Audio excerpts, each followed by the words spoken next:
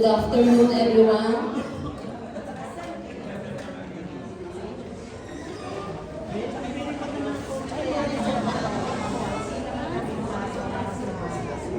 Isang umaga sa tribo ng mga Aita sa City Magdalena, habang nagwawalis si Aling Bay nang biglang, Inay! Inay! Hindi po.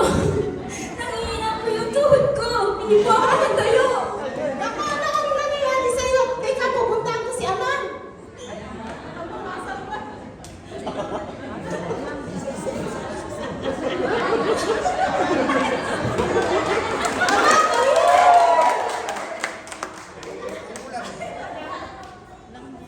Nangingiro kong ulan. Isang buong ayaw ko daron. Ama! Ama! Masakit po ang paa ng anak ko. Hindi ko alam kung anong gagawin ko. Masakit ang paa. Nakatayo ka. Kaya. Nakatayo. Kagawad. Masakit niya.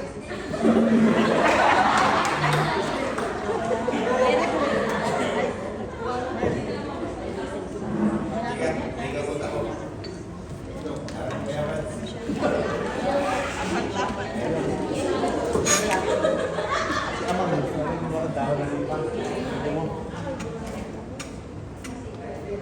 Gumanto din araw, hindi pa gumaling. Tika muna, at siguro maganda nito. Lumapit ako kay Kapitan. Humingi ako. Kailangan niya sa Tinas.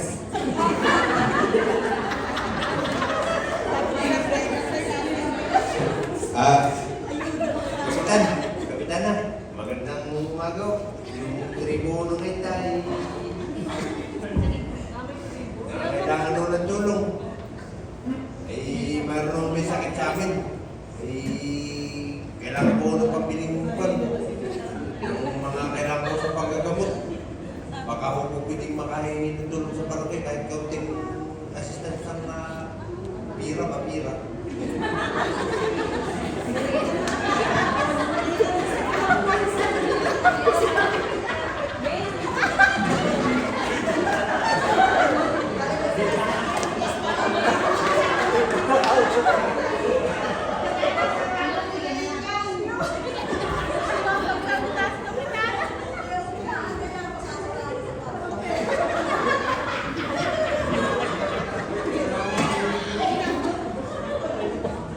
Okay, ito.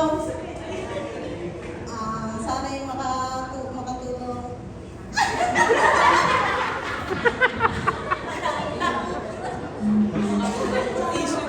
Sana yung makatulong. Kasi ay...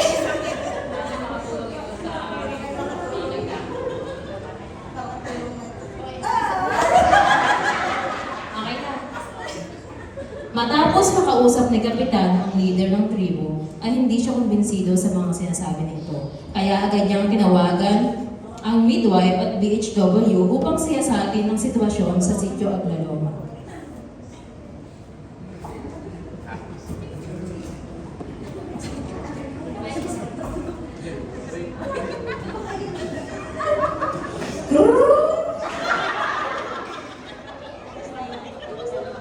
Hello po.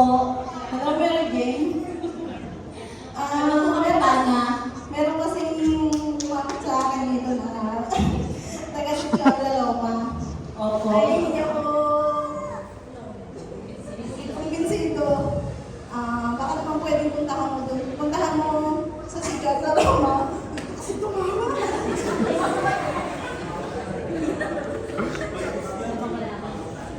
Para malaman mo kung ano yung... Ay,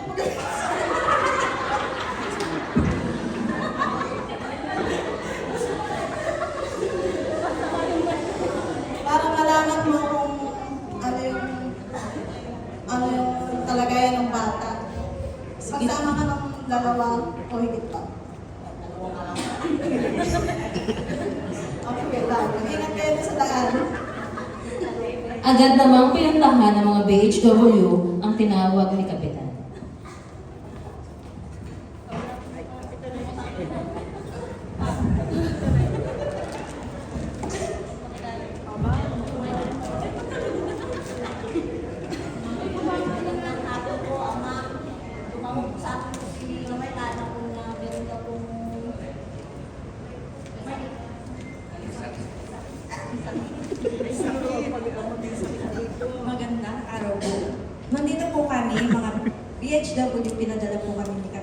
magiging kapitana.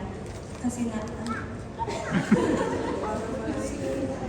meron pong sakit po dito po sa ulo natin. Kayo yung mga taga-barangay. Eh, kayo pala yung pinatala ng kapitan. Ako nga, nakahingi ka ako ng sulong doon. Nakabila ko ng isinso. Ang galing ng kagawad. Sabi pa namin po, sensor ka ano yan. Ito ang paraan ng tribo sa pagkagamot ng may sakit. Ito ang na-insinso na.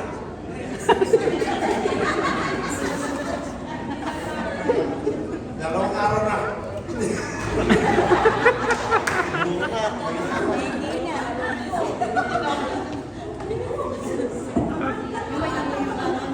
Maaari po natin po, nanan na matignan po yung anak po ninyo.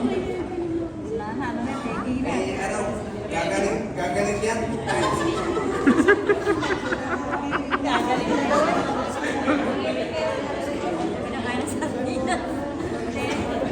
Ang paraan ng tribo sa isinso.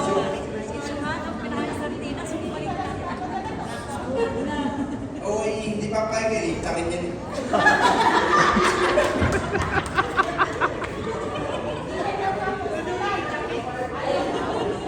Dahil po lang gana ng Brunei kasi po yung mga paligid po ninyo po, madumi po siya masyado, kaya po siya nagkaroon po ng sakit po.